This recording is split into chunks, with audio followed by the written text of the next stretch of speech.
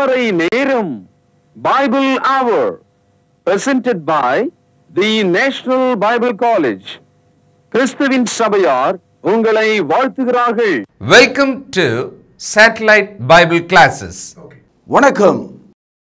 தேசிய வேதாகம கல்லூரி மாணவ கண்மணிகளே, தோழர்களே, பரிசுத்தவான்களே, பெரியவர்களே, இந்த வான்வழி வகுப்புக்கு உங்களை வரவேற்கிறதுல மிகுந்த மகிழ்ச்சி அடைகிறேன். இந்த நாட்களில் சுவிசேஷம் காஸ்பல் என்ற தலைப்பில் இந்த நற்செய்தி நாம் ஒரு தொடராக கேட்கிறோம். இன்றைய செய்தி இயேசு கிறிஸ்துவினுடைய பிறப்பு. உலகம் முழுவதும் கடந்த 2000 ஆண்டுகளாக இயேசு கிறிஸ்துவனுடைய பிறப்பை தான் இந்த உலகம் ஏற்றுக்கொண்டிருக்கிறது. அதனால தான் கிறிஸ்துவுக்கு முன் கிறிஸ்துவுக்கு பின் என்று உலகம் தன்னுடைய காலத்தையும் நாட்களையும் பிரித்து பார்க்கிறது. இயேசு கிறிஸ்துவனுடைய பிறப்பை கொண்டாடாத பிற மதங்களே கிடையாது. அவர்கள் எந்த மதத்தில் இருந்தாலும் இயேசு கிறிஸ்துவனுடைய பிறப்பை ஒப்புக்கொள்கிறார்கள். குறிப்பாக இயேசுனுடைய மரணத்தை ஒப்புக்கொள்ளாத இஸ்லாம் கூட இயேசுனுடைய பிறப்பை மகிழ்ந்து கொண்டாடுவதை உலகெங்கிலும் நாம் பார்க்கிறோம். இயேசு கிறிஸ்து பிறந்தபோது காலம், அரசியல், தீர்க்க தரிசனம், பிறந்த ஊர், பிறந்தபோது என்ன நடந்தது, அவர்கள் எங்கே இருந்தார்கள், அத்தனை தகவலும் பதிவு செய்யப்பட்டிருக்கிறது. அந்த தகவல்கள் ஏதோ ஒரு கதைக்களமாக இல்லாமல் சரித்திர களமாக இருக்கிறது. இன்றைக்கு நீங்கள் புறப்பட்டு போய் அந்த ஊரை இன்றைக்கு பார்க்கலாம், அந்த இடத்தை நீங்கள் பார்க்கலாம்.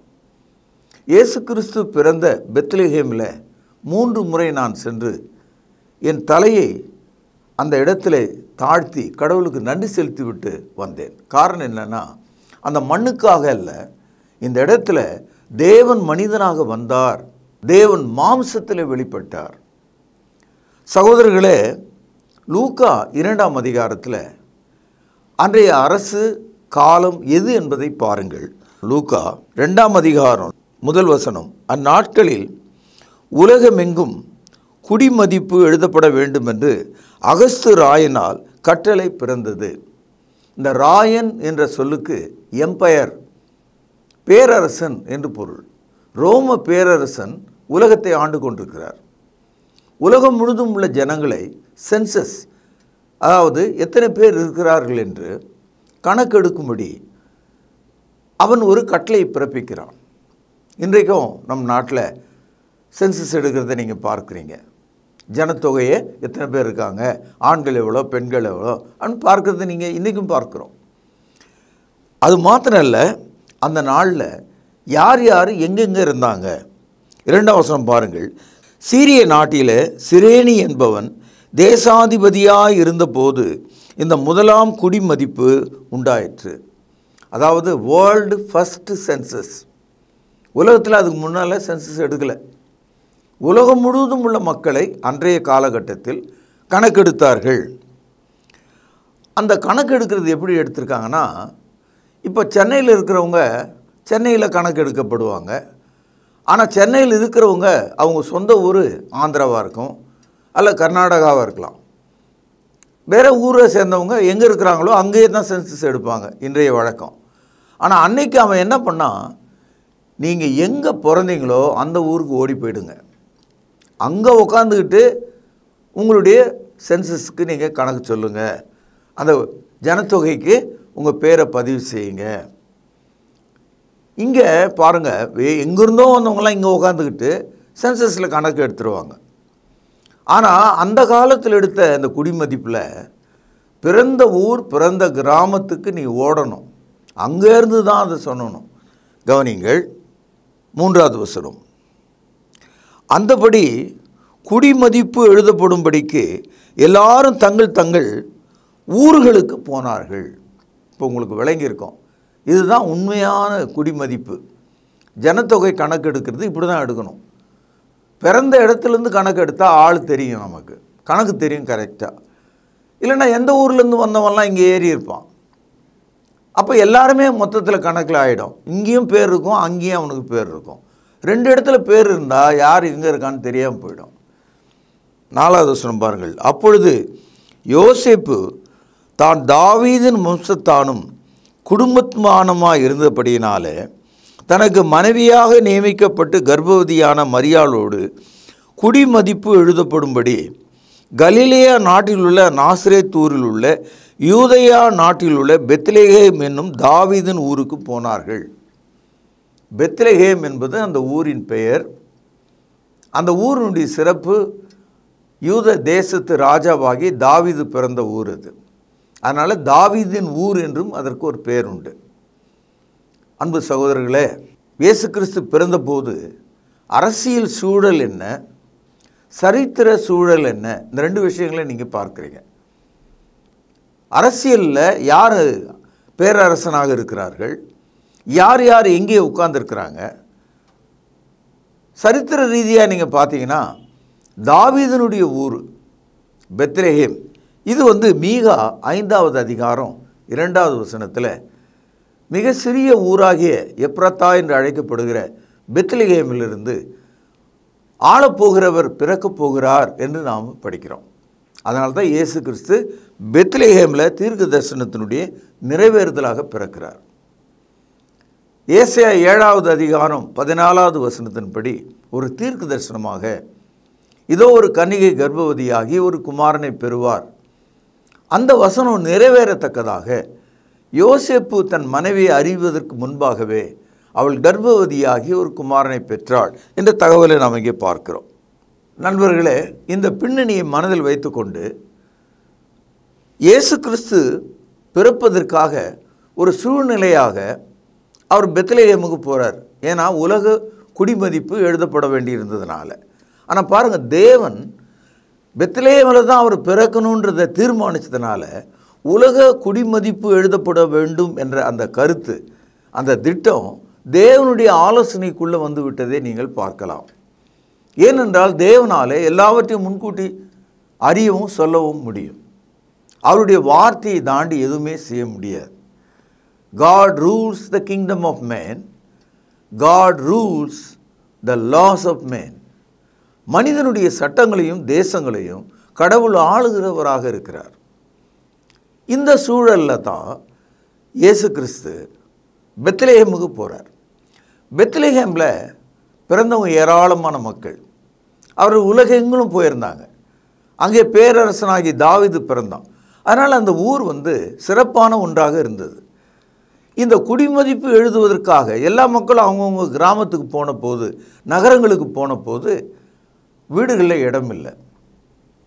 ரொம்ப காலத்துக்கு பிறகு யோசேப்பினுடைய குடும்பம் பெத்லெகேமுக்கு போகும்போது அவங்க பழைய வீடு எங்கே, சொந்த பந்தம் எங்கன்னு தெரியல. ஆகவே அவர்களுக்கு அந்த பிரசவ காலத்தில் உதவி செய்வதற்கு இடம் இல்லாமல் போயிற்று.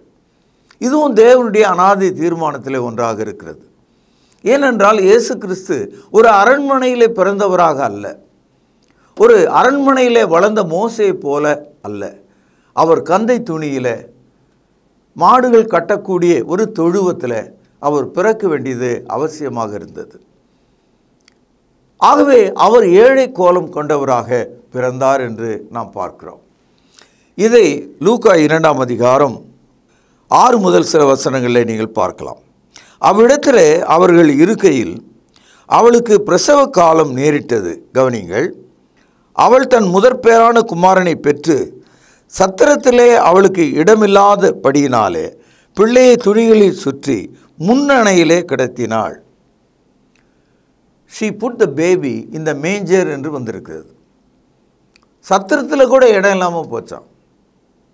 அன்பு சகோதரர்களே, தேவன் தமது மகனை இந்த உலகத்திற்கு அனுப்பிய போது எந்த அளவிலே அவர் தாழ்மை உள்ளவராக வந்தார் என்று பாருங்கள். அவர் அடிமையிலும் அடிமையாக வந்தார் என்று நான் பார்க்கிறேன்.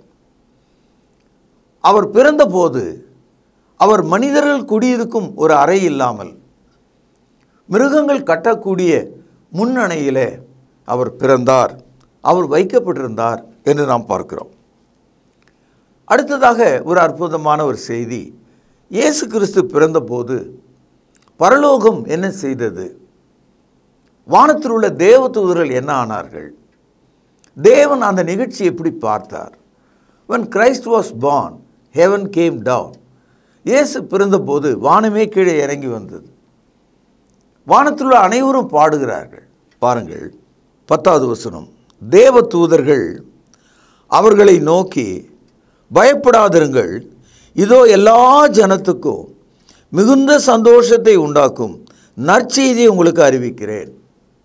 தேவ தூதர்கள் வானத்திலிருந்து இறங்கி அவர்கள் பாடின நற்செய்தி என்ன? இங்கே தான் அந்த சுவிசேஷம், நற்செய்தி, குட் நியூஸ், குட் டைடிங்ஸ் என்று நாம் படிக்கிறோம். இந்த நற்செய்தி அவர் பிறந்த அந்த இனம், அதாவது அந்த யூதர்களுக்கு மட்டுமல்ல, உலகத்தில் உள்ள எல்லா ஜனத்துக்கும், not only for the Jews, for all people around the world, எல்லா ஜனத்துக்கும் சாதாரண சந்தோஷம் இல்லை, மிகுந்த சந்தோஷத்தை உண்டாக்கும் நற்செய்தியை உங்களுக்கு அறிவிக்கிறேன். சகோதரர்களே, இந்த வார்த்தையை அன்று மந்தை மேய்த்து கொண்டிருந்த படிப்பில்லாத ஆடுகளை பின்பற்றி போன ஒரு சில மக்களுக்கு தேவன் அறிவித்தார். இந்த கருத்துக்களை லூக்கா 2ஆம் அதிகாரம் 8வது வசனத்திலே நீங்கள் பார்க்கலாம். அப்பொழுது அந்த நாட்டிலே மேய்ப்பர்கள் வயல்வெளியில் தங்கி ராத்திரியிலே தங்கள் மந்தையை காத்து கொண்டிருந்தார்கள். இது ஒன்றும் ஆச்சரியமான வித்தியாசமான ஒரு செய்தி கிடையாது. வாத்து மேய்க்கிறவங்க, மந்தை மேய்க்கிறவங்க எங்கெல்லாம் மந்தையை மேய்க்கிறார்களோ அந்த வயல்வெளிகளிலேயே அதை கிடை மடக்குவார்கள். கிடை மடக்குதல்னு சொன்னால் ஆட்டை சுற்றிலுமாக லேசான சிறிய சுள்ளி கம்புகளை கொண்டு ஒரு வேலி அடைக்கிறது. கூடவே சேர்ந்து மேய்ப்பர்களும் அந்த ஆடுகளோடு படுத்து தூங்குவார்கள். காரணம் என்னென்னா, ஆடுகள் களவாடப்படும் அல்லது துஷ்ட மிருகங்கள் அங்கே வரலாம். ஆகவே மந்தை மேய்ப்பர்கள் மந்தையோடு இருப்பது வழக்கம். அப்படிப்பட்ட மந்தை மேய்ப்பர்களோடு இந்த நற்செய்தியை தேவன் தொடங்குகிறார். பழைய ஏற்பாட்டில் பாவத்திற்கான பலி ஆடுகளாக இருந்தது. மந்தை மேய்ப்பர்கள் எப்போதும் குற்றமற்றவர்களாக இருந்தாங்க. ஏன்னா அவர்கள் நாட்டில் நடக்கிற எல்லா குற்றங்களுக்கும் அநியாயங்களுக்கும் துணை போவது கிடையாது. வாழ்க்கை முழுவதும் இந்த ஆடுகள் பின்னாலேயே இருக்கிறதுனால அவர்கள் சமாதானம் உள்ளவர்களாக இருந்தாங்க. அவர்கள் தேவனுக்கு பிரியமுள்ளவர்களாக இருந்தாங்க. வாழ்க்கையில் தாழ்மை உள்ளவர்களாக இருந்தாங்க. ஆகவே அவர்களுக்கு முதலாவது நற்செய்தி சொல்லப்பட்டது. இப்படி அந்த நற்செய்தியை சொல்லுகிற அந்த தேவதூதர்கள் இன்னொரு கருத்தை அங்கே வலிந்து சொல்கிறார்கள். அதுதான் நமக்கு ரொம்ப ஆச்சரியமாக இருக்குது. அது என்னன்னு பார்த்தீங்கன்னா 11வது வசனம், கையில் மார்க் பண்ணிங்க. இன்று கர்த்தராகிய கிறிஸ்து என்னும் இரட்சகர் உங்களுக்கு தாவீதின் ஊரிலே பிறந்திருக்கிறார். இந்த ஒரு வசனத்தில் எல்லா மனிதருக்கான அட்ரஸ், அந்த முகவரி, எல்லா மக்களுக்கும் ஒரு முகவரியை கடவுள் கொடுக்கிறார். அதாவது தாவீதின் ஊர் பெத்லெஹேம், தாவீதின் ஊரில் உங்களுக்கு சொந்தமாக ஒரு இரட்சகர், பாவத்திலிருந்து உங்களை விடுவிக்கிறவர் இயேசு கிறிஸ்து பிறந்திருக்கிறார். Jesus Christ was born at David city. அது மாத்திரமல்ல, கவனிக்க வேண்டிய ஒரு கருத்து, இன்று என்ற ஒரு வார்த்தையை நீங்கள் பார்க்கலாம். இப்போது இன்று அப்படின்னா ஆங்கிலத்தில் டுடே. இப்போது இன்றைக்கி என்ன நாள், என்ன கிழமை, அப்படி இந்த தேதி என்ன அப்படின்னா நம்ம எல்லாருக்கும் தெரியும். அப்போது இந்த இன்று என்ற வார்த்தை தான் கிறிஸ்துவனுடைய பிறப்புக்கு முன், பிறப்புக்கு பின் இன்று என்ற சொல் கையாளுகிறது. அநேகர் இதை மறந்து அதை வேறு விதமாக புரிஞ்சுக்கிறாங்க. இப்போது இயேசு கிறிஸ்துவனுடைய பிறப்பை கிறிஸ்துவுக்கு முன், கிறிஸ்துக்கு பின் அப்படின்னு உலகம் பிரித்ததுக்கு காரணமே இந்த சொல் தான். காரணம், இந்த சொல் இன்று என்ற அந்த தகவல் ரோமர்களுடைய அரசு அதிகாரத்தின் கீழே அவங்களுடைய அட்டவணையில் இன்று என்பது என்னென்னு அவங்களுக்கு தெரியும். ஏன்னா ரோமர்களுக்கு நாளும் கிழமையும் வருஷமும் இருந்தது. ஆகவே அன்றைக்கு ரோம பேரரசன் அகஸ்தராயன் ஆண்டு கொண்டிருக்கிறார். சிரியா நாட்டில் சிரியனி ஆண்டு கொண்டிருக்கிறார். இந்த குடி மதிப்பு எழுதப்படும் காலத்தில் யார் யார் எங்கே இருந்தார்கள் என்ற தகவல்லாம் நமக்கு தெரியுது. அப்போது அவர்களுடைய கால அட்டவணையின்படி இந்த இன்று என்ற கருத்து நன்றாக விளங்குகிறது. இயேசு கிறிஸ்து இன்று என்ற அந்த நாள் 1 என்று வைத்துக்கொண்டால், இன்றைக்கி டிசம்பர் 25 அப்படின்னு கிறிஸ்தவர்கள் மத்தியில் ஒரு காலத்தை நாம் பார்க்குறோம். இந்த 25ஆம் தேதி எப்படி வந்ததுன்னா, இயேசு கிறிஸ்து பிறந்து 600 ஆண்டுகள் ஆன போது கிர்கேரியன் என்ற ஒரு அரசனுடைய காலத்தில் நம்முடைய கேலண்டர்கள் மாற்றப்பட்டது. அப்போ மாற்றப்பட்ட போது 25 நாட்களை முன்னும் பின்னுமாக தள்ளினார்கள். அதனால தான் பிப்ரவரி மாதத்தில் 28 நாள் இருக்குது.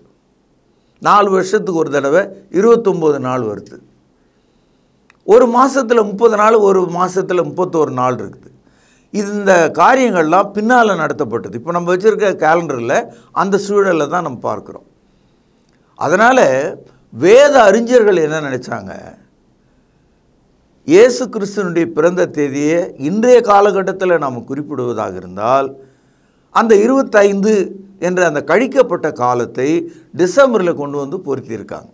அதனால தான் 25 இன்றைக்கும் உலகத்தில் பல நாடுகளில் பலவிதமான மக்கள் மத்தியில் ஜனவரி 1 கிறிஸ்துவின் பிறப்பாக கொண்டாடுவது வழக்கமாக இருக்கிறது. இயேசு கிறிஸ்து பிறந்தார் என்பது மிகுந்த சந்தோஷத்தின் செய்தி. ஏனென்றால் அவர் என்னை பாவங்களிலிருந்து ரட்சிக்கிறவராக பிறந்திருக்கிறார். அவர் மாம்சத்திலே வந்த தேவனாய் இருக்கிறார். அவர் மூலமாக தேவனுடைய அன்பு வெளிப்படுத்தப்பட்டிருக்கிறது. அவர் தேவாதி தேவனுடைய வார்த்தையாக இருந்தும் மனுஷனாக வந்தபோது அவர் மாம்சத்தில் அடிமையின் ரூபம் எடுத்து மனுஷ சாயலானார். ஆகவே என் அன்பு சகோதரர்களே, இயேசு கிறிஸ்துவினுடைய பிறப்பு வானம் கொண்டாடும் மகிழ்ச்சியாக இருக்கிறது. தூதர்கள் போற்றும் மகிழ்ச்சியாக இருக்கிறது. மனிதர்கள் மீது தேவன் விரித்த அன்பின் எல்லையாக இருக்கிறது. இயேசு கிறிஸ்துவினுடைய வாழ்வு நம்மை மாற்றக்கூடியதாக இருக்கிறது. ஆகவே இயேசு கிறிஸ்து இன்று பிறந்தார் என்ற அந்த தகவலை தேவ தூதர்கள் சொன்னார்கள். அது மாத்திரமல்ல, அந்த மந்தை மேய்த்து கொண்டிருந்த அந்த மேய்ப்பர்களுக்கு நீங்கள் போய் பாருங்கள் என்று ஒரு கருத்து சொல்லப்படுகிறது. அப்படியானால் உலகத்தில் உள்ள அனைத்து மக்களும் இயேசு பிறந்த ஊராகி பெத்லகேமு போய் பார்க்க வேண்டிய அவசியம் இல்லை. ஆனால் இயேசு யார் என்பதை நீங்கள் பார்க்க வேண்டும், நீங்கள் தெரிந்து கொள்ள வேண்டும். தேவன் அனுப்பின தமது குமாரனை குறித்து நீங்கள் அக்கறை செலுத்த வேண்டும். உங்கள் வாழ்க்கையில் இந்த இயேசு யார் என்பதை நீங்கள் சிந்திக்க வேண்டும். லூக்கா 2:12 பிள்ளையை துணிகளில் சுற்றி முன்னணையிலே கிடத்தியிருக்க காண்பீர்கள், இதுவே உங்களுக்கு அடையாளம் என்றான்.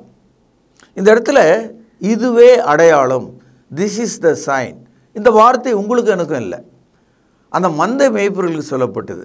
அதனால தான் அவங்க உடனே போய் பார்த்தாங்க. சகோதரர்களே, இந்த செய்தியை சொன்ன தேவதூதர்கள் உலகமே அதிரும்படியான சந்தோஷத்தை வெளிப்படுத்தினாங்க. பாருங்கள், லூக்கா 2ஆம் அதிகாரம் 14வது வசனம். உன்னதத்தில் இருக்கிற தேவனுக்கு மகிமையும் 1, பூமியிலே சமாதானமும் 2, மனுஷர் மேலே பிரியமும் உண்டாவதாக என்று சொல்லி தேவனை துதித்தார்கள். 3 சொற்களை இங்கே பார்க்கிறோம். மகிமை, க்ளோரி, சமாதானம், பீஸ், பிரியம், லவ். சகோதரர்களே, இயேசு கிறிஸ்துவனுடைய பிறப்பின் வழியாக தேவனுடைய மகிமையை நாம் தெரிந்து கொள்ள முடியும், தேவ சமாதானத்தை நாம் பெற்றுக்கொள்ள முடியும், தேவனுக்கு பிரியமாக நாம் வாழ முடியும். ஆகவே இயேசு கிறிஸ்துவனுடைய பிறப்பு உலகெங்கும் வாழ்கிற யாவருக்கும் உரியதாக இருக்கிறது. தேவனுடைய அன்பை நாம் தெரிந்து கொள்ள வேண்டும். அவர் அளிக்கும் சமாதானத்தை நாம் பெற்றுக்கொள்ள வேண்டும். அவரோடு வாழும் மகிமையை நாம் அடைய வேண்டும். இதற்காகத்தான் புதிய ஏற்பாடு சுவிசேஷமாக நமக்கு போதிக்கப்பட்டிருக்கு. லூக்கா எழுதிய சுவிசேஷம் 3வது அதிகாரம் 1 வசனம் பாருங்கள். இயேசு கிறிஸ்துவனுடைய பிறப்பை குறித்து அசட்டையாக இருக்கிறார்கள். சிலர் அதை அவமானப்படுத்துகிறார்கள், சிலர் அக்கறையற்றவர்களாக இருக்கிறார்கள். பைபிளை நம்புகிறேன் என்று சொல்கிற மோசடி பேர் வழிகள் இயேசு கிறிஸ்துவினுடைய பிறப்பை மறுதளிக்கிறதையும், அந்த நாட்களில் குடித்து வெறித்து வீடுகளிலே இருட்டு அறையிலே முடங்கி இருக்கிறதையும் பார்க்கிறோம். இவர்கள் அவமானத்தின் சின்னங்கள். உலகம் முழுதும் உள்ள எல்லா மனிதர்களுக்கும் கிறிஸ்துவனுடைய பிறப்பை அறிவிக்க வேண்டிய சபையானது தன் கைகளை கட்டிக்கொண்டு விக்கிரகத்துக்கு பின்னாலே ஒளிந்து கொண்டிருக்கிறதை நீங்கள் பார்க்கலாம். ஒரு கூட்ட மக்கள் இயேசு கிறிஸ்துவினுடைய பிறப்பை விக்கிரக வழிபாடுகளைப் போல செய்து அவமானப்படுத்துவதை நாம் பார்க்கிறோம். ஒரு கூட்டம் எக்ஸ்ட்ரீமாக விக்கிரக வழிபாடுகளுக்கு செல்கிறது, ஒரு கூட்டம் எக்ஸ்ட்ரீமாக அதை மறுத்து மறைத்து நன்றி கெட்டவர்களைப் போல வாழ்கிறது. இயேசு கிறிஸ்துவினுடைய பிறப்பு அறிவிக்கப்பட வேண்டும், பேசப்பட வேண்டும், பாராட்டப்பட வேண்டும், துதிக்கப்பட வேண்டும், ஸ்தோத்திரிக்கப்பட வேண்டும், மகிழ வேண்டும், உலகத்துக்கு நற்செய்தியாக அறிவிக்க வேண்டும். லூக்கா 3வது அதிகாரம் 1 வசனம் பாருங்கள். ஏராளமான சரித்திர சான்றுகளை நீங்கள் அங்கே பார்க்கலாம். அங்கே அரசியல் தலைவர்கள் யார் என்பதை பார்க்கலாம். திபேரியு ராயன் ராஜபாரம் பண்ணின 15ஆம் வருஷத்தில் பொந்தி பிலாத்து யூதேயாவுக்கு தேசாதிபதியாகியும் ஏரோது காற்பந்து தேசத்தாகிய கலிலேயாவுக்கு அதிபதியாயும் அவன் சகோதரனாகிய பிலிப்பு காற்பங்கு தேசமாகிய இந்துரேயாவுக்கு திருநத்திற்கும் நாட்டிற்கும் அதிபதியாயும் லில்லிசா காற்பங்கு தேசமாகிய அபிலேயுக்கு அதிபதியாயும் அன்னா காய்பாவும் பிரதான ஆசாரியராயும் இருந்த காலத்தில், அதாவது இந்த வரிசையில் யார் யார் எந்தெந்த இடத்துல ஆட்சியாளர்களாக இருந்தார்கள், அது எத்தனையாவது வருஷம், எருசலேம் தேவாலயத்தில் ஆசாரியராக யார் இருந்தது, இத்தனை தகவலோடு தான் இயேசுவினுடைய பிறப்பு இன்று தாவீதின் ஊரிலே கிறிஸ்து உங்களுக்காக பிறந்திருக்கிறார், தோன்றி இருக்கிறார் என்று சொல்லலை. அதாவது திடீர்னு அந்த கல் முளைச்சதுன்னு காண்பிப்பாங்க. மதத்தில் அப்படிலாம் சொல்கிறாங்க, இந்த கல் சாமி இங்கே இருந்துச்சு அப்படின்னு சொல்கிறாங்க. அப்படியெல்லாம் வரல. இயேசுநாதர் வானத்திலிருந்து கீழே விழுந்த ஒரு ஐஸ் கட்டி போல வரல, மரத்திலிருந்து கீழே விழுகிற ஒரு இலையை போல அவர் வரல, ஒரு காயை போல வந்து அவர் விழலை, அல்லது ஒரு மடியிலே வந்து அவர் விழுந்த ஒரு குப்பையை போல வரல. மாறாக 10 மாதம் சுமக்கப்பட்ட ஒரு பாலகனாக, இரத்தமும் தசையும் உடைய ஒருவராக, தேவனுடைய கிருபையும் இரக்கத்தை வெளிப்படுத்துகிறவராக, சத்தியம் நிறைந்தவராக மண்ணிலே அவர் பிறந்தார். Jesus was born. பிறந்தார் என்ற அந்த கருத்தை நீங்கள் ஊன்றி கவனிக்கணும். நம்மை போல அவர் பிறந்தார். பாருங்க, என் ரத்தம் உங்களுக்கு பொருந்தும், உங்கள் ரத்தம் எனக்கு பொருந்தும். உலகத்திற்கு எல்லா மனிதனுடைய ரத்தமும் ஒருத்தருக்கு ஒருத்தர் பொருந்தது. ஏன்னா ரத்தத்தினுடைய நிறம் சிவப்பு, ரத்தத்தில் உயிர் இருக்கிறது. ஆக மனித ரத்தம் மனிதனுக்கு போதுமானது. அப்போ இயேசு கிறிஸ்து மனிதனாக வந்திருப்பாரானால் அவருடைய உடல் உள்ள ரத்தம் உங்களை குணமாக்கக்கூடியதாக இருக்கிறது, உங்களை சுகமாக்கக்கூடியதாக இருக்கிறது, உங்களோடு பொருந்தக்கூடியதாக இருக்கிறது.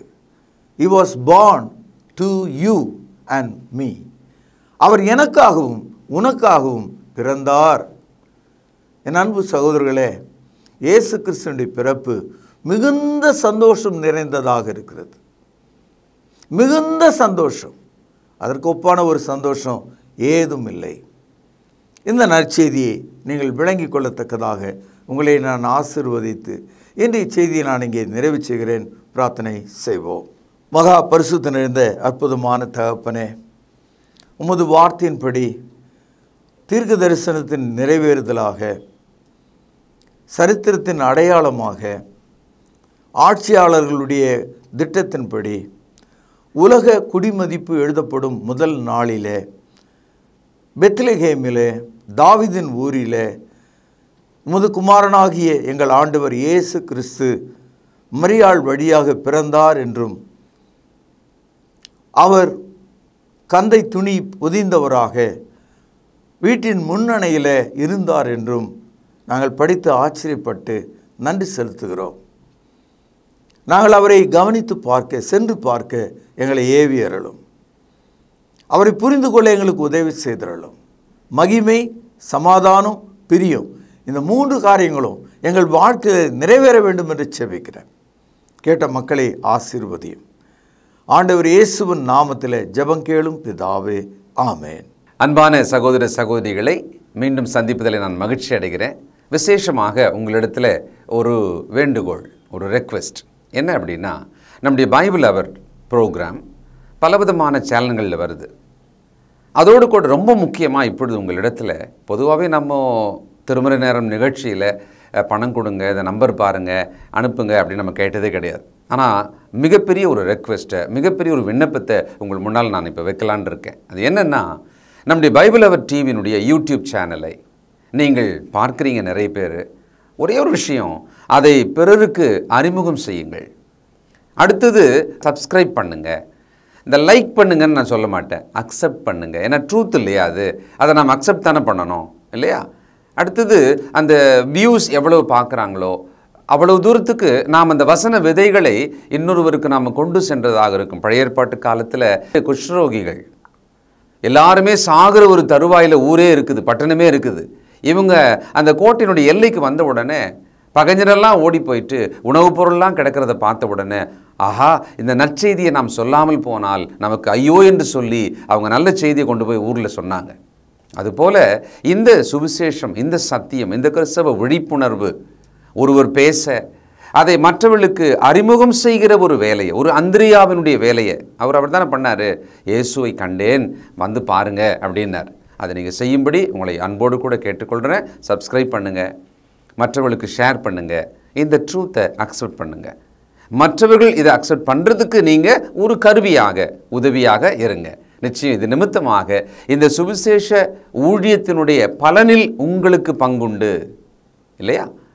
God bless you. தேவன் உங்களை ஆசீர்வதிப்பாராக. நன்றி. தொடர்பு கொள்ள வேண்டிய முகவரி: திருமறை நேரம், 58 சர்ச் தெரு, குமரன் நகர், சென்னை 6082. செல்போன் 9385500882. கர்த்தாவே, தேவர்களில் உமக்குப்பானவர் யார்?